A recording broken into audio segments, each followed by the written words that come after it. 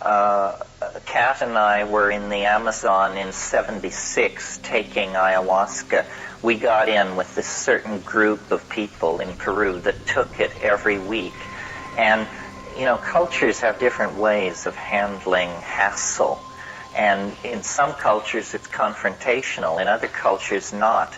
The way these Peruvian country folk operated was if somebody was screwing up, nobody would ever say so.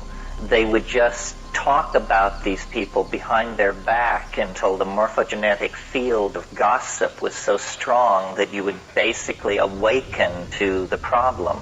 So there was a complex social situation going on in this ayahuasca circle, which was there was a master shaman who we were apprenticed to, who was beloved by his neighborhood.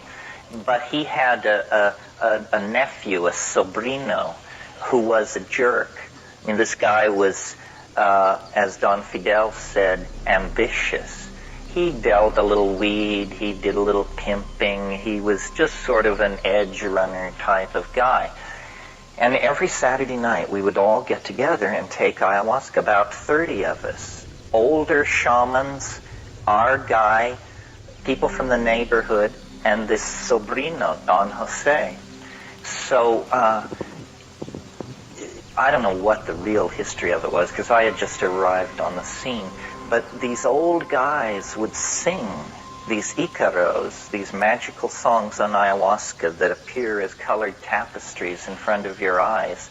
And they had soul, they were into it, and this guy would sing against them.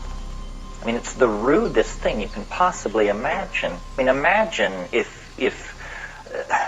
Lou Reed were trying to give a performance and the guy in the third row just launched into Old Man River and kept at it, I mean, in this town, I'm sure large guys would appear and say, "Sir."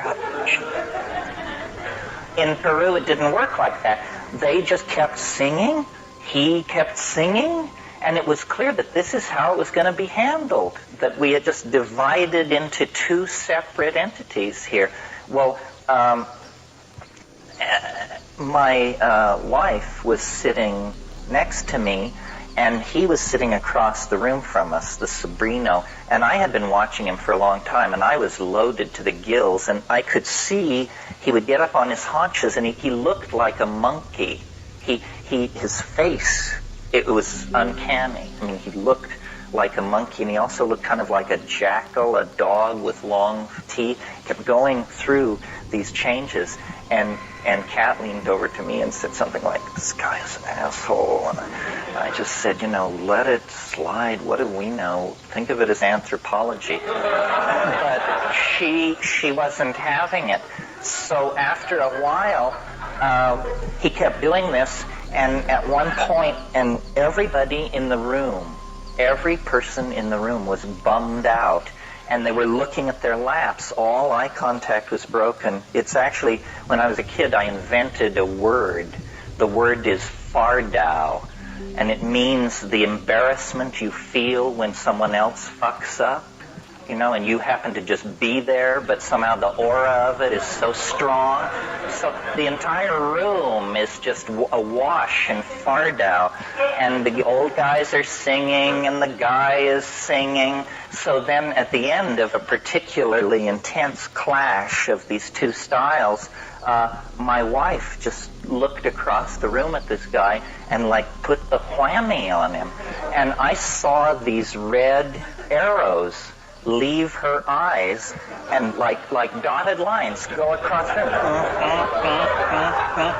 And they move fairly slowly, more slowly than you could throw a ball or something. Well, when this line of red arrows got to this guy, he was knocked off his feet. He fell backwards with his legs in the air, and there was a big noise. And all the singing stopped, and everybody in the room looked up, and these three old shaman who were sitting behind Don Fidel, who I, to that point, had not heard speak any language but Quechua, one turned to the other, and he says in Spanish, "Oh, the gringa sends the zabura."